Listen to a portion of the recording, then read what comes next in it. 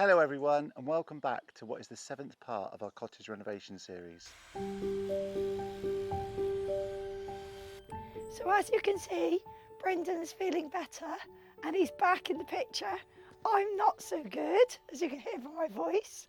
I'm sure it's only temporary. I'm sure Brendan would be quite happy if it was a bit more permanent, but what I do want to say is thank you for all the people who put in the comments about Brendan getting well soon. We really appreciate that. And what a great job I did, even though I felt like I didn't do that much, but no, it's really nice. Thank you so much. We love all the comments.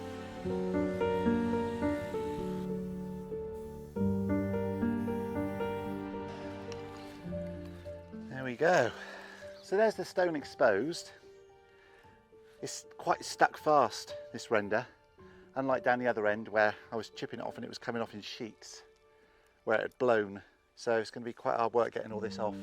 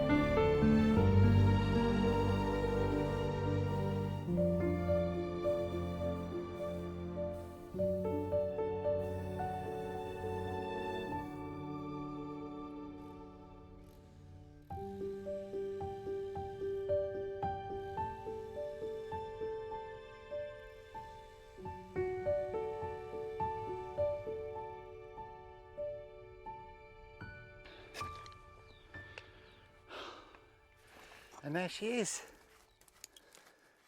full of damp and crumbling, but it's just so nice to see the stone. It's going to look absolutely stunning when it's done. So I've been out here on my own this morning doing this. It's an absolutely beautiful day. I've just given Michelle a shout as she hasn't seen it yet, so let's see what she thinks. Ready? I'm going to have a look. Oh my God. Oh wow. Do you know what? It's going to sound awful, but you haven't done as much as I thought you'd done. No. But it looks brilliant, doesn't it? Look at that. Was it really hard to get off? Yeah, it's quite hard to get it. Oh God, yeah, look at all the rubble on the floor. I disappointed you yet again. No, not at all, not at all. I'm just, yeah. As Michelle did such a good job of tidying up the yard last week, we've also come up with a few ideas of how to use the blocks and the render that has come off of the cottage walls.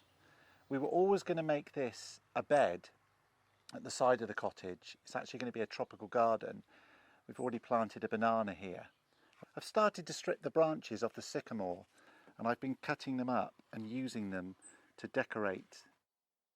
As you can see, this area actually covers the end of the cottage wall, but originally we were never going to renovate this far. We were just going to do the other two rooms. But now we've started opening up the cottage inside, we probably will utilise this room, making it some sort of snug. Now obviously that means we won't be able to strip the render or do anything with the walls this side or the other side of the cottage, as that's where our outside laundry is as well. But we'll put an internal stud work inside which will keep the damp out, and although it will be part of the cottage, it will be separate.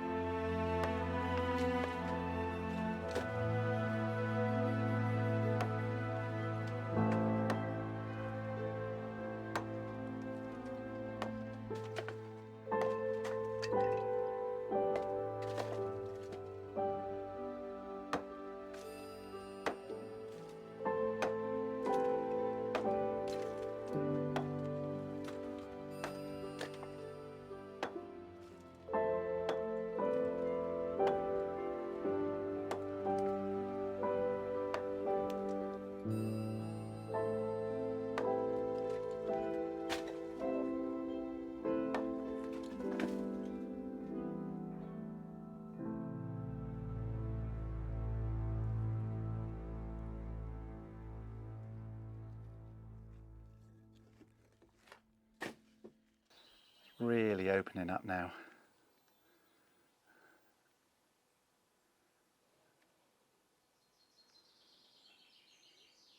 So it's an absolutely gorgeous morning. So I've come out early, it's just past 6 a.m. before the sun comes up because it's been absolutely scorching lately and really quite difficult to work in. Michelle's still tucked up in bed. So I just thought I'd take this opportunity to talk about us being off-grid and how we're going to make the cottage off-grid. We do get asked a lot of questions about this. Since we've been here for about 2.5 years, we've literally been completely off-grid. We've got a solar system that supplies all of our electric. We do have a backup generator for the winter, but we don't use that very much. And some portable battery generators. As it stands, we collect all of our rainwater from the roof, and that gets harvested in tanks, goes through a simple filter system that takes out all of the particles, and then through a UV light that kills all the bacteria. The UV light runs off 12 volts, so that runs off our solar system. It's very energy efficient. The same as a pump, a 12-volt pump that actually pumps the water to all the taps and when we need it to go. As far as heating at the moment, we've got a really efficient diesel heater. Obviously, we live in quite a small space and it's very well insulated, so that heats up very quickly. And if we keep the windows and doors shut, the heat just doesn't escape the room, and that's absolutely incredible. It will obviously be a bit different in the cottage, but we don't see, if we separate the rooms off, and again, if we insulate it well, why that won't work for us. For hot water, we have an external water heater. Now, I was a gas engineer in the UK for part of my career, so I fitted numerous boilers, and I'm so impressed with how efficient this is.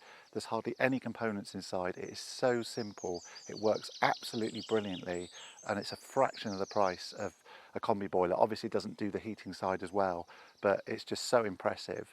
And we have lovely hot showers. We can use hot water for washing up, washing our hands, etc.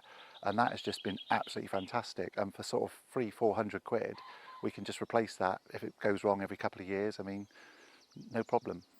For cooking, we've got a gas oven and a 2-ring hob, and we really don't miss having 4 rings. For us, we use a steamer, and there's only 2 of us, and it works absolutely fine. We don't feel that we can't cook anything that we did when we were in a conventional house. All of our lighting is 12 volt. And we've also got 12 volt outlet sockets, the sort that you might find in a car, to charge your phone. Everything seems to be 12 volt these days if they can make it, which is absolutely fantastic. Like, I've got a 12 volt toothbrush charger, electric toothbrush charger. Even my hair clippers charge off the 12 volt, and it's trickle charging, so it's a lot better for the battery, as long as you don't mind, you know, it taking a little while to charge up. But for us, that's absolutely brilliant, and they seem to always be bringing out different sort of like devices that will run off USB. When it comes to watching TV and our Blu-ray player and surround sound and that sort of stuff, we do rely on our battery powered generators, as they need a little bit more oomph. But I mean, 5 hours TV a day is absolutely maximum for us. We might only just watch a couple of hours normally in the evening. So our generator, as long as battery powered generator, as long as we charge that up every day, which it does, seems to do easy off the solar, sort of probably about 9-10 months of the year, then that works absolutely fine. And the amount of cycles that you get out of these things now is absolutely incredible. And when you work out how long that battery generator will last, if you use it, say, for 5 hours a day, 365 days a year, it works out as like pennies compared to an electric bill. So we've really become accustomed to this life now, and we're really quite passionate about being off-grid, and it's really satisfying to know that we're just doing our bit to help save the planet, and that for us it just works absolutely brilliantly. So we really don't see why we can't take everything that we've put in place so far and that works so well and make that work in the cottage. We don't see that we're going to need any more excess energy. I don't think that anything's really going to change in how we use energy, how we use our water, how we need to heat the place. So fingers crossed, I really can't see it being a problem going forward. If you've got any questions also, we'd be completely happy to answer them if you just want to put them in the comments.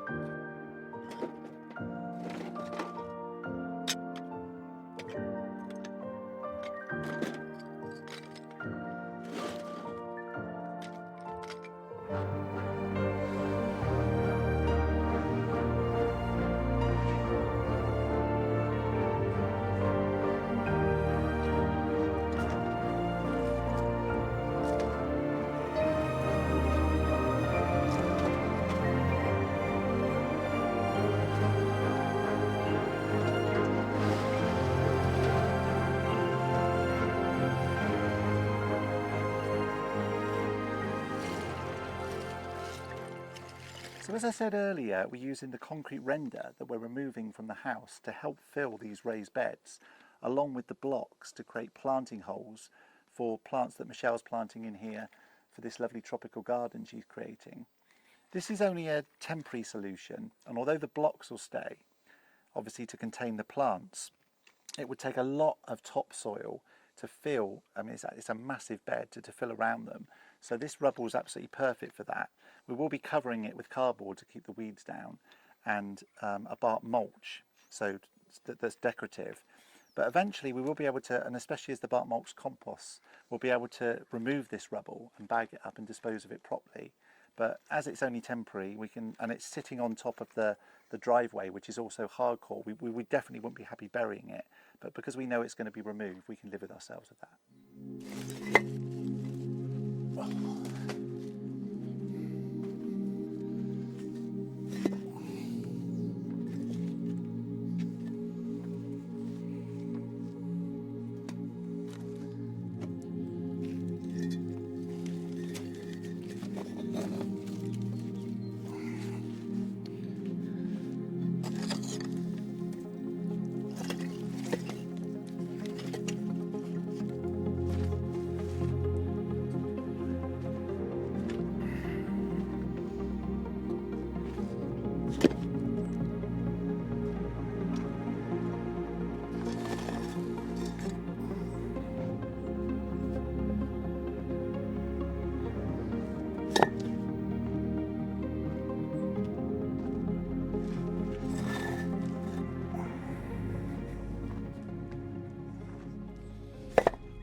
So that's another week done.